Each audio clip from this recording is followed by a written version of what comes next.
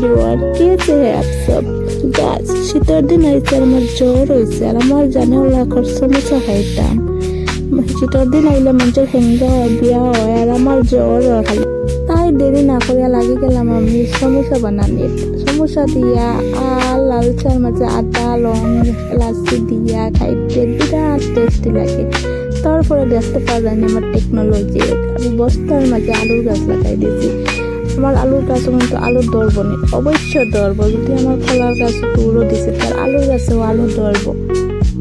এখন আর ভাবতেছি আর আমি বালাবো আর আশা আর সবজি খেত করিয়া ফুটাইবো আমি এখন মনের আশা।